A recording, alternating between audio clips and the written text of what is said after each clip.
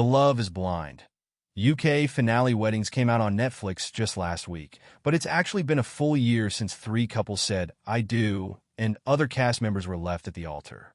Thankfully, Netflix didn't keep fans waiting and brought the Pod Squad back together for a reunion. Now streaming, full of surprising reveals about who is still together, who broke up, and even some new relationships that formed outside of the pods after filming ended. The episode also featured the return of Sam, who kicked off the special by declaring, "Get your popcorn ready, because it's about to go down." And he's not wrong. Here's all the most shocking moments that happened during the reunion. The fact that Sam is back shouldn't come as a surprise, since he really brought the drama throughout the season. But his appearance is revealed in the very first minute of the dramatic reunion intro as if it's a big get for the show. So does this count as a shocking moment? Just trust us. Trust us. Please trust us. Sabrina and Steven aren't sitting next to each other on the couches on stage, which is called out by the hosts immediately. Not a good sign, but we have to wait to find out what their deal is as the reunion quickly moves on.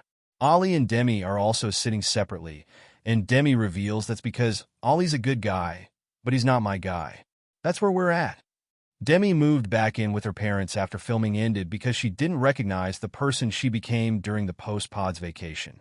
She worked on herself throughout the past year and says she's Demi 2.0 now. Meanwhile, Ollie says that it wasn't our time and it was the right thing for them to not get married. Catherine claims she didn't know Demi was Ollie's other connection in the pods because Demi kept her cards close during that part of the experience. Ollie says what he's been seeing online has been frustrating, with viewers thinking he would have chosen Catherine over Demi based on how they look. The women he's dated in the past have all looked like Demi and not like Catherine, he says, adding that it's not right for people to project their own assumptions of what beauty standards are onto him. Demi says she was hurt by Catherine saying that she didn't think Demi and Ollie would work together outside of the pods. "It left a distaste in my mouth," Demi tells Catherine, and Catherine apologizes to her and says she's just bad with words. But Jasmine fights back and says Catherine clearly meant it based on looks, which she says is wrong.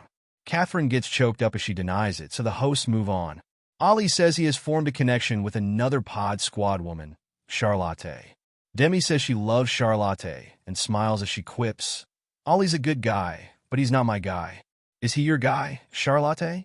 The audience, Charlotte, and Ollie all laugh, and Charlotte says Ollie has been her perfect support through the last few weeks as the show came out, and it remains complicated, but they're in a good spot. Ollie says they didn't just jump from the show to each other, but they couldn't deny their connection. The reunion finally gets back to Sabrina and Steven, and they reveal that they are separated, both physically on stage and in their marriage. Sabrina reveals the support wasn't there from Steven when it came to starting her own agency after quitting her job, and that they had agreed to split their time between Belfast and London for the first year, but the communication was awful while doing long distance, and there was no consistency in Steven's behavior. Meanwhile, Steven praises Sabrina for starting her own company. "It took off and it was brilliant," he says, but adds that they just lost their spark. He says that their expectations of communication during their long-distance phase were just different, but admits he only traveled to Belfast twice while Sabrina went to London 7 times. Sabrina also says Steven made no adjustments to fit her into his life, while she spent time and money to make him fit into hers. Steven fights back and says that they were fine when they were together, so he thinks what she says now doesn't make sense and that he doesn't recognize who Sabrina is now. She fires back that he hasn't seen her in 8 months. Sabrina adds that he didn't respect her or consider her, especially with how he canceled his trip to Belfast for Christmas on 2 days' notice. He admits he managed his finances poorly, but claims she knows he was going through something with his family, and he was really down at that time. Sabrina says Steven is not a man of his word because she doesn't think he meant what he said in his vows, but Steven thinks she's just saying lies. The hosts stop them as they begin to get into a really messy verbal fight, so it's just left there. Sabrina says watching the episodes back the past few weeks was difficult, and Steven says it made him question why they even broke up. Bobby and Jasmine are still happily married, and Bobby says this past year has been the best of his life. 2 days after their wedding, Bobby moved from his home in Stoke to London to live with Jasmine. Jasmine says they feel like best friends and are both very happy. It's revealed that Bobby and Jasmine were each other's first dates in the pods, And Bobby says he knew right away Jasmine was someone he wanted to spend the rest of his life with. Jasmine says she needs to take accountability to do work on herself and her jealousy issues. Jasmine says she's glad she set boundaries with her mother and didn't listen to her at the time of filming because she could have missed out on her marriage. Jasmine's mom says Bobby, 110%, has her seal of approval now. Bobby and Jasmine say they're definitely planning on having kids and are working on it already.